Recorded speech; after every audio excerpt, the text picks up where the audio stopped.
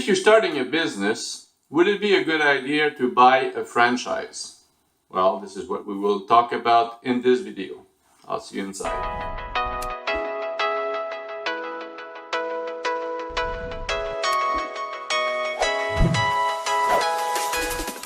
So you'd like to start a business, you have a little bit of money put on the side to help yourself launch that company. And I say by little quite a bit, because to consider purchasing a franchise, often the amounts are pretty substantial.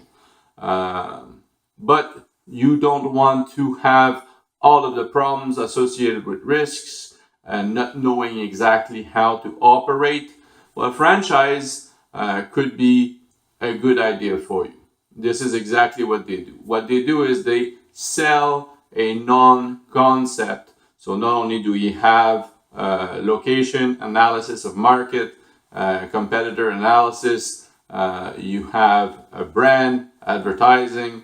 Often you have, if you need those, you have all of the purveyors that have agreements that are already negotiated, your price is negotiated, you have manual for your operation, you know exactly what you can do, how much to pay people. So there's a whole battery of things that are known, and it reduces your risk. Having said that, purchasing a franchise can be quite expensive.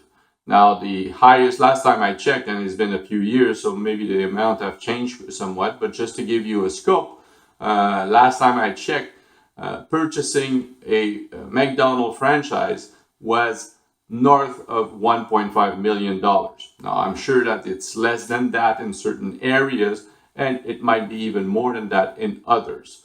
But it gives you a sense of what type of money is involved in purchasing a franchise. Of course, there's a lot less expensive franchises.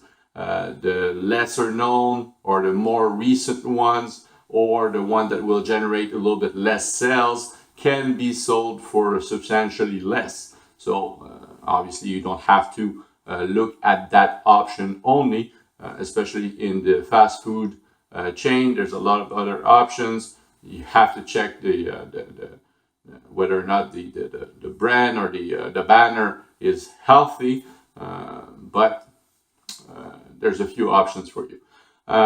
One of the alternatives that you could actually do is not necessarily enter into a franchisee agreement, because not only do you have to pay the front end cost, which is the costs associated with purchasing the franchise, but you have to pay monthly costs as well. I mean, those go into marketing. Often you have to purchase from the same purveyors, so you have to give that money to them. You have franchising fees, all sorts of things which eat up into your profit margin. Most often than none, you still have a sustainable business that can provide you a nice return, but the amounts are quite expensive.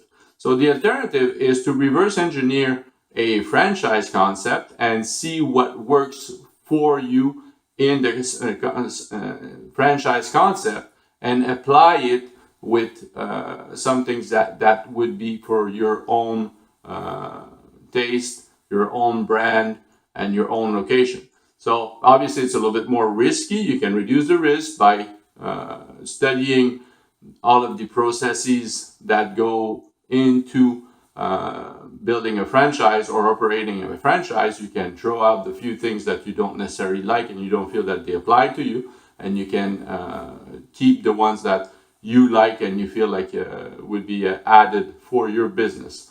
So that could be a very interesting way of looking at it. So it kind of give you a template to build your business. Obviously, you cannot do that if the business that you're starting has not been franchised yet, but in today's age, there's a lot of franchises out there. So I would encourage you to look online, see if the business concept that you're looking to launch has not been franchised yet. And if it is, well, ask to receive some of the information.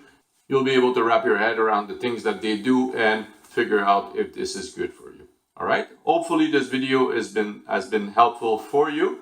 Please share it, and do not hesitate to subscribe to the channel. I try to produce video on a regular basis.